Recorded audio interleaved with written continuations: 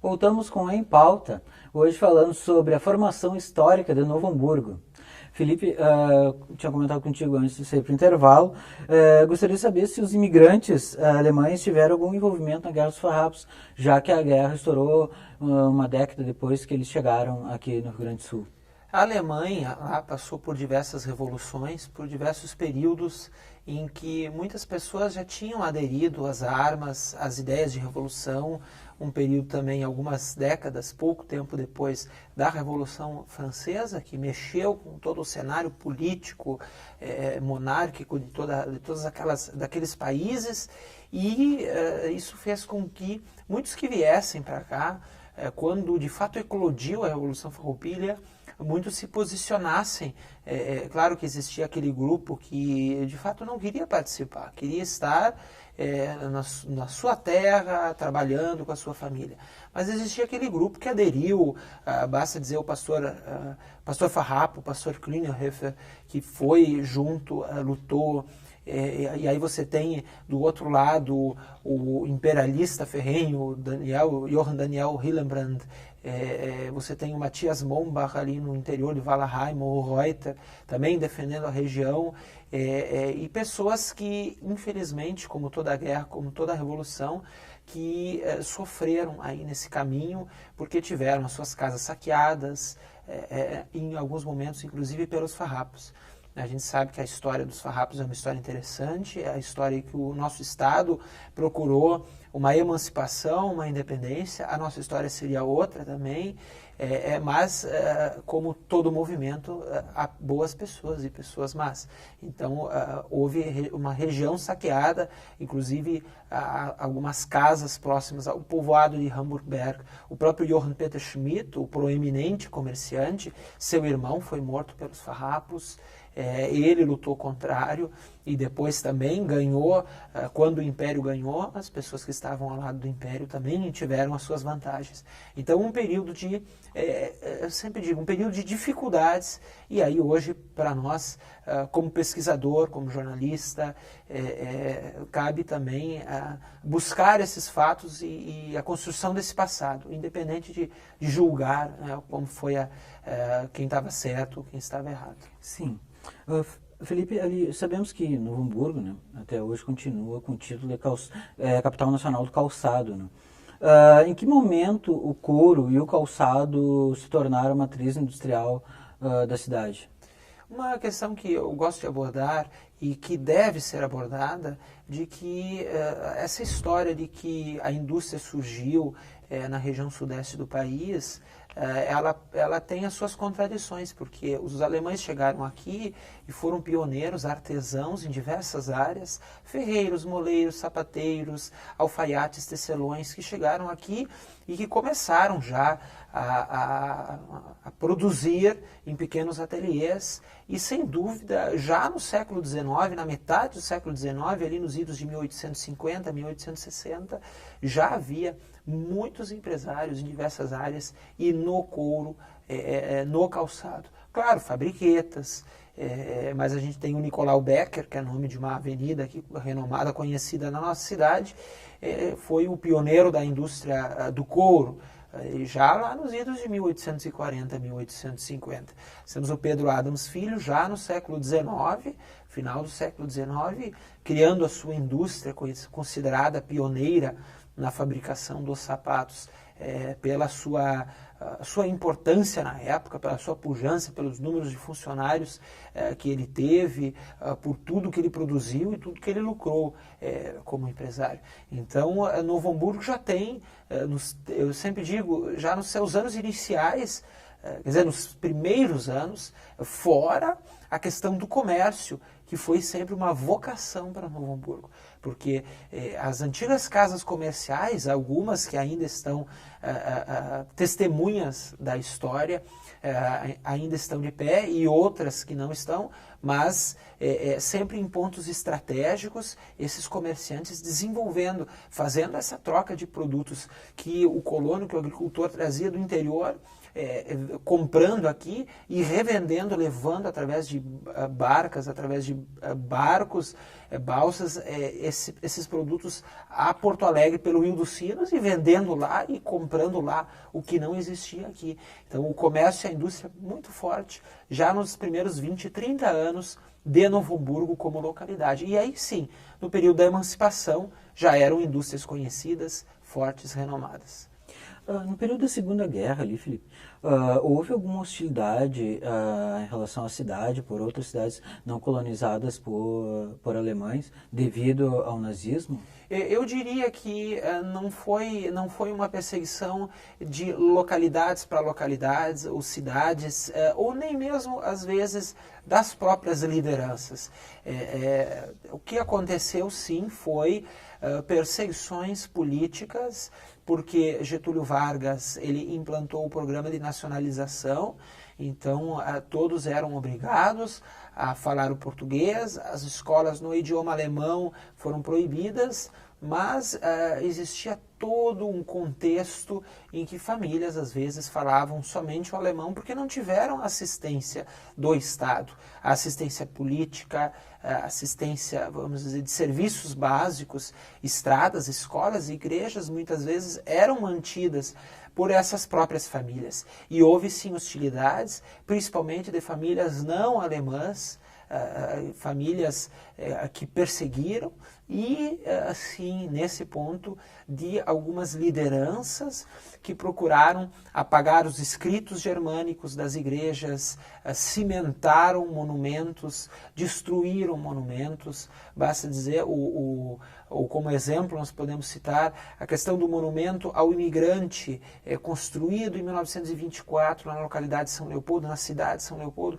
Esse monumento foi arrancado, foi jogado no Rio dos Sinos, nunca mais se encontrou o original. O que nós temos hoje já é uma réplica da réplica, que passou por uma outra história lá também, que esse monumento quase se perdeu, mas o original não se achou mais. Por quê? Porque isso foi esse período em que não alemães eles perseguiram para tentar apagar todo esse passado da germanidade. Mas também uma importante história que cabe a nós lembrar e que também famílias alemãs, muitas vezes lideranças de origens germânicas, para se ver bem com as autoridades brasileiras na época, seja lusas, portuguesas ou outras etnias, porque também alemães, japoneses também foram perseguidos, mas aqui na nossa região, inclusive famílias de origens alemãs que perseguiram seus próprios conterrâneos para se ver bem diante das autoridades brasileiras. Isso é um capítulo da história que foi pouco abordado e que eu acredito que é importante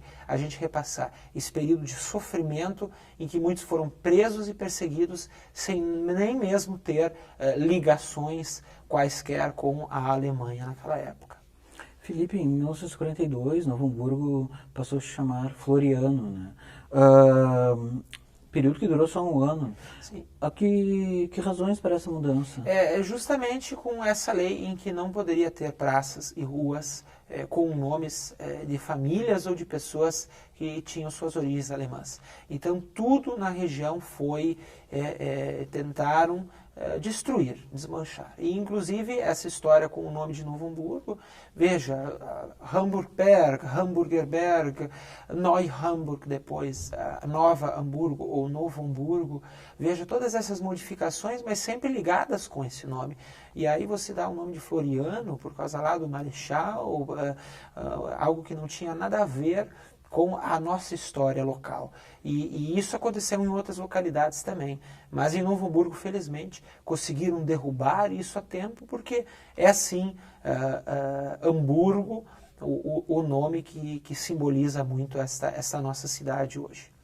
Em 1960 ali houve um grande crescimento na cidade, né? Entre os fatores teve a criação da FENAC, da própria Fevale, né? Pode-se dizer que nessa década foi o boom e a consolidação da cidade? Eu acredito que houve já um início muito forte naqueles anos, na década de 20, na década de 30. mas você tem sim, na década de 50, na década de 60, com a criação, a FENAC, então, aquele boom, aquele desenvolvimento calçadista mesmo, econômico, e também mostrar para o mundo a importância do calçado, a importância dos produtos todos atrelados ao calçado aqui em Novo Hamburgo.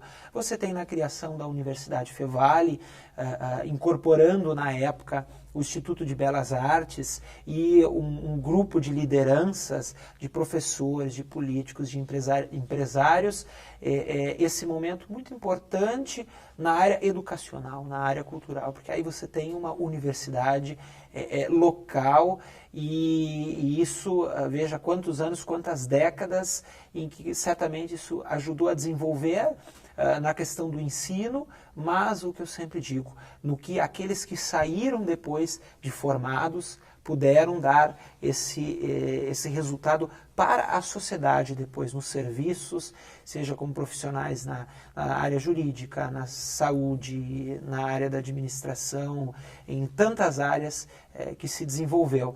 E também lembrar este passado, que foi tão importante, esses passos que essas pessoas deram para que chegássemos aos dias atuais com Novo Hamburgo como a 8ª maior cidade do Rio Grande do Sul e como uma cidade tão importante, naturalmente, no cenário estadual, nacional e internacional. Felipe, tu que estuda sobre a formação da cidade, reside aqui, como tu pode definir o hamburguense, assim? Como tu pode definir a cidade e as pessoas que moram aqui? Eu nasci e me criei em Novo Hamburgo, então tenho uma relação desde os meus primeiros anos de vida e sempre muito ligado à nossa cidade, aos nossos bairros. E o que eu vejo? Nós tivemos sim um passado muito alemão, muito germânico, mas uma série de outras famílias que vieram para cá, de origens africanas, portuguesas, italianas, polonesas e por aí vai. Então a gente tem hoje uma sociedade muito mais cosmopolita, muito uma pluralidade étnica, religiosa, o que também é importante. As igrejas que começaram lá com a Igreja Católica, mas com a Igreja de Confissão Luterana, depois os luteranos, conhecidos muitas vezes como Missouri, porque vinham da província de Missouri, nos Estados Unidos, também deram uma importância muito grande para cá. Depois as igrejas pentecostais, e a gente tem aqui, eu sempre digo, essa pluralidade, hoje étnica, religiosa, educacional, com tantas instituições, e também essa presença muito forte, sempre da indústria, do comércio, desse povo muito trabalhador e durante vários períodos migratórios da nossa história. Porque já na década de 20 eu pude observar com essas pesquisas que as famílias da década de 20, desde os operários aos industriais, dos comerciantes, aqueles que estavam aqui, muitos já não tinham suas origens aqui. Então nós somos todos aqui, se não somos imigrantes, somos filhos, netos, bisnetos de imigrantes que chegaram aqui e escolheram essa terra para morar pela importância de Novo Hamburgo, como falei agora há pouco, nesse cenário todo para a região e para o estado, para o país. Mas nos dias atuais, assim, como tu percebe a mudança da matriz econômica do calçado para o serviço? Calçado, houve um período em que nós investimos muito no calçado, muito no couro, mas que se investiu muito só nessa área. Então, outros municípios que puderam ter a sua matriz, a sua base em 5, 6 outros setores, não sofreram tanto com as crises. Veja, a primeira crise lá no início da década de 90, mas as sucessivas crises que fez com que perdêssemos empresas, vagas de trabalho, famílias que migraram para outras áreas. É importante que Novo Hamburgo tenha outras áreas, hoje já tem, mas que tenha esse investimento ligado na atualidade e que o poder público também incentive, porque é importante isso, o empresário para investir precisa muitas vezes desse apoio do poder público que tenha outras áreas de fato para que no momento que um setor não está bom, o outro setor possa segurar. É claro que hoje a grande produção do calçado é na China, assim como um tempo foi aqui, e nós também tiramos esse posto da Itália, até a década de 70, ali era a Itália, tinha uma cidade lá, a capital praticamente nacional, em produção do calçado, mas felizmente Novo Hamburgo mantém hoje esses cursos, essa sofisticação, esse desenvolvimento do sapato, do calçado, é muito forte. Então nós sempre vamos ter essa presença, não tanto hoje na produção, mas no desenvolvimento do sapato e do calçado. Isso também nos orgulha como hamburguenses. Felipe, a tua formação em jornalismo, o que te levou a pesquisar sobre a formação da cidade e os primeiros colonizadores alemães? Eu comecei essas pesquisas aos 14 anos e fui desenvolvendo elas durante todo esse período de 13 anos, então, até o momento, em que são 455 famílias visitadas até agora, em todas as regiões de colonização alemã no estado do Rio Grande do Sul, um acervo fotográfico que já está em 30 mil fotografias antigas, e há uns 6 anos para cá que eu comecei a escrever, a planejar como escrever essas histórias que tantas pessoas me contaram em tantas regiões, mas naturalmente por ser hamburguense, então um livro sobre a nossa cidade, por ver que havia muito pouco material escrito, que as pessoas que escreveram antes de mim deixaram cada um a sua contribuição, e muito importantes contribuições, mas que precisava ter mais, inclusive nesse material fotográfico. Então o que reuni de Novo Hamburgo são mais de 5 mil fotografias antigas, nessas 30 mil fotos que hoje compreendem esse acervo, mais de 60 famílias visitadas, e a produção desse livro, que pude lançar em 2012, e trabalhando hoje na reedição desse projeto, desse livro, procurando, como hamburguense, deixar também a minha contribuição para a nossa cidade, e também, sempre digo, deixar esse material preservado através dessa obra e compartilhar, seja através desses livros, seja através dessas palestras que faço, compartilhar isso com as pessoas, essa história nossa, essa história hamburguense mesmo. Ok, obrigado, Felipe. Nosso programa já está chegando ao final. Muito obrigado mesmo por falar sobre a nossa formação histórica aqui. Obrigado, à disposição de você, da equipe da TV Vale e da nossa comunidade. Obrigado a você por ter ficado conosco. Até o próximo Em Pauta na semana que vem. Tchau!